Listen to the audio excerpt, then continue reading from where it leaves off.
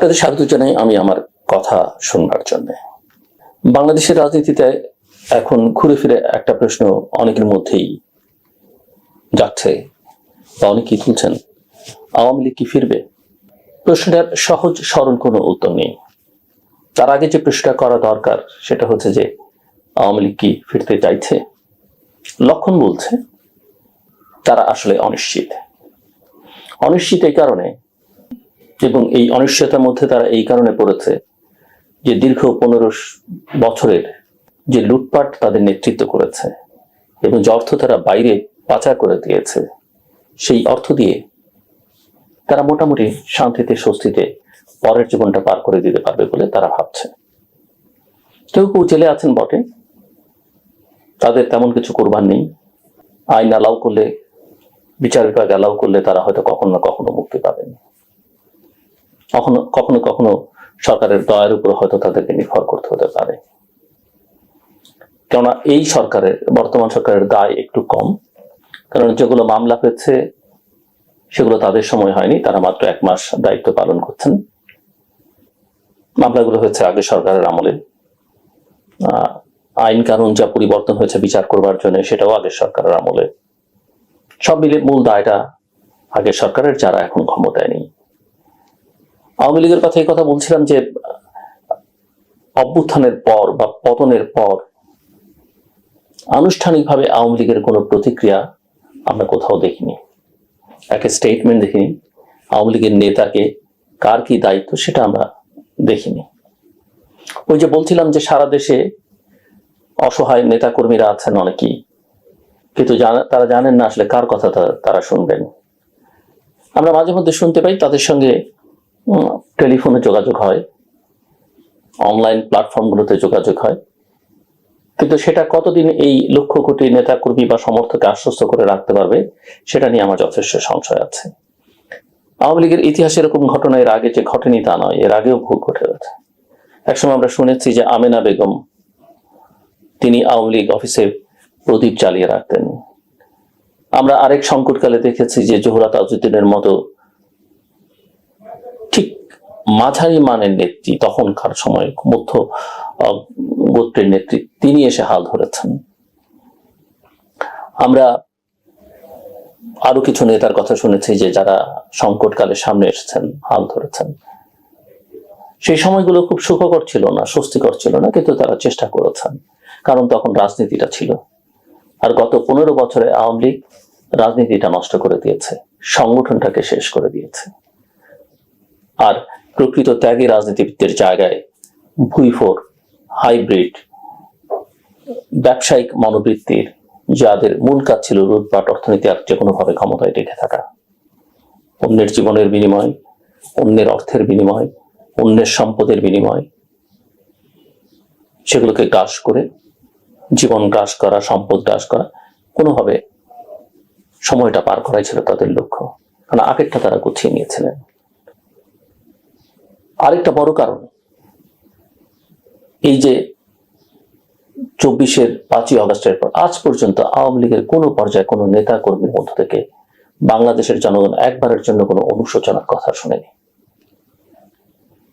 আপনি সেটা যা ঘটেছে তাকে কমিয়ে বলতে পারেন, যা ঘটেছে তার দায় অন্যের উপরে চাপাতে পারেন, কিন্তু একেবারেই পুরো ডিনায়াল, পুরো অস্বীকৃতি, এটা বাংলাদেশ বরদাস্ত করে না।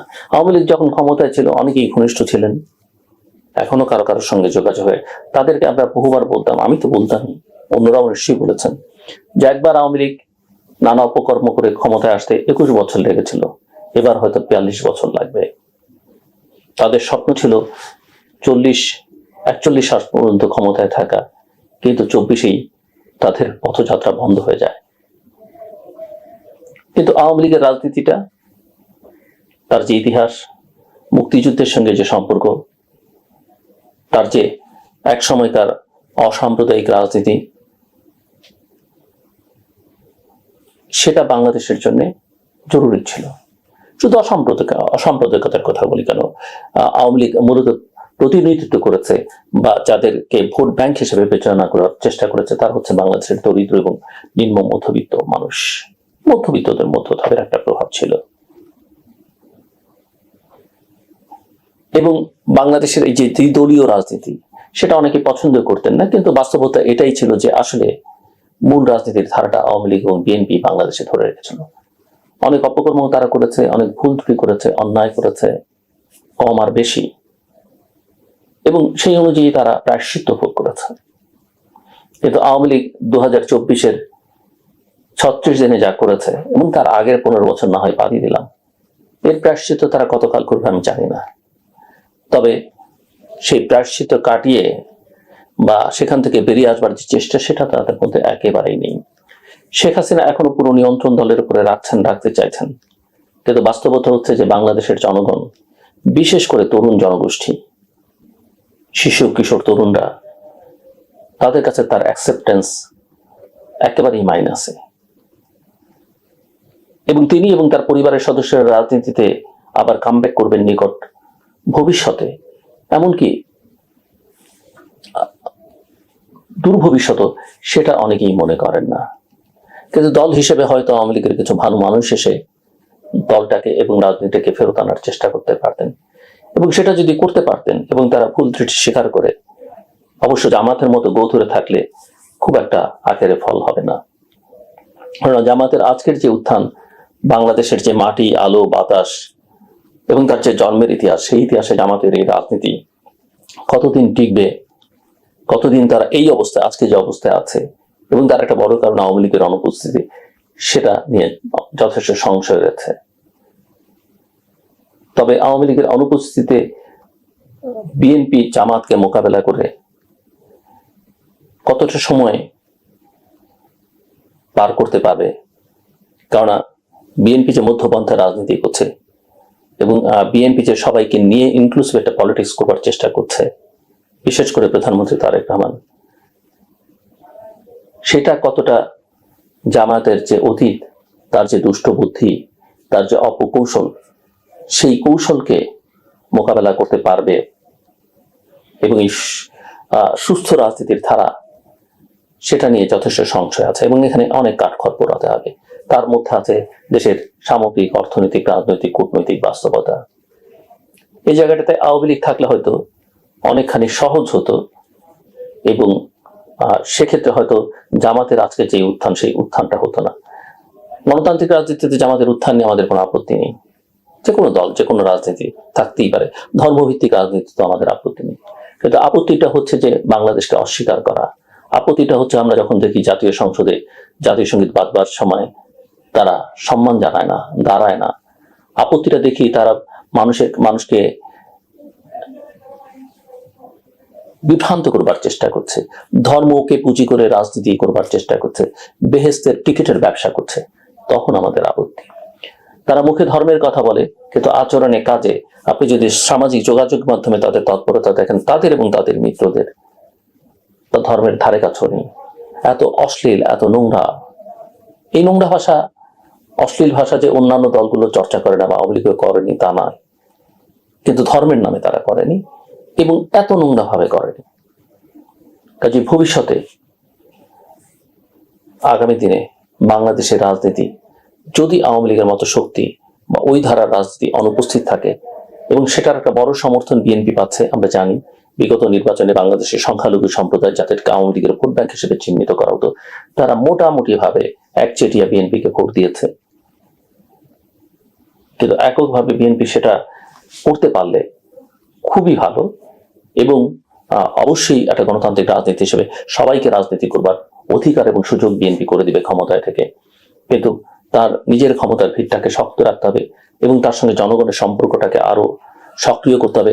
যারা তাদেরকে ভোট দিয়েছে এবার, অতীতে দিত না বলে সাধারণভাবে ধারণা, তাদেরকে, বিশেষ করে সংখ্যাগুরু যারা, তারা সবসময় সুযোগ পায়, কিন্তু সংখ্যালঘু সম্প্রদায়, ধর্ম, বর্ণ, গোত্রের বিবেচনায় তারা অনেক কিছু থেকে বঞ্চিত এবং পিছিয়ে পড়া জনগোষ্ঠী, তাদের জন্য অধিক পারলে তিন ডবল সুযোগ সুবিধা নিশ্চিত করা উচিত আমি মনে করি। এবং সেটা করতে পারলে এই জনসমর্থন বিএনপির প্রতি দীর্ঘমেয়াদে থাকবে। মধ্যমেয়াদে কি হবে সেটা একটু বলা কঠিন, কারণ এই পথটা খুব সহজ হবে না বিএনপির জন্য, এবং বিশেষ করে যেখানে জামায়াতের মতো রাজনৈতিক শক্তি, এবং বিএনপি যদি কোনো কারণে ভুল করে, বিএনপি যদি ডেলিভার করতে না পারে, তাহলে বাংলাদেশ যে শক্তির হাতে চলে যাবে, সেই শক্তি ৭১-এর পরাজিত শক্তি, সেই শক্তি বাংলাদেশকে একটা ভিন্ন ধারায় নিয়ে যাবার শক্তি, এবং সেই শক্তি সামগ্রিক বিচারে একটা অশুভ শক্তি, যারা মুখে কথা বলে এক, কাজ করে আরেক। কাজে বাংলাদেশের মুক্তিযুদ্ধের যে শক্তি, বাংলাদেশের গণতন্ত্রের পক্ষের যে শক্তি, গণতন্ত্রকে হরণ করবার, গণতন্ত্রকে ধ্বংস করবার অভিযোগ সকল রাজনৈতিক দলের বিরুদ্ধে কম বেশি আছে, কিন্তু তার মধ্যে যে শুভ উদ্যোগ সম্পন্ন মানুষ আছে, এবং বিশেষ করে যে রাজনৈতিক ধারা, সেই ধারাগুলোকে শক্তিশালী করে তুলতে হবে। যারা অসাম্প্রদায়িক রাজনীতি করবে, যারা স্বচ্ছতা জবাবদিহিতার পক্ষে থাকবে, লুটপাটের বিরুদ্ধে থাকবে, দুর্নীতির বিরুদ্ধে থাকবে, চাঁদাবাজদের বিরুদ্ধে থাকবে, মুখে কথা এক, কাজে আরেক, এরকম মুনাফিকদের পক্ষে নয়। আমার কথা শুনবার জন্য অসংখ্য ধন্যবাদ। আপনাদের সবার জন্য শুভকামনা।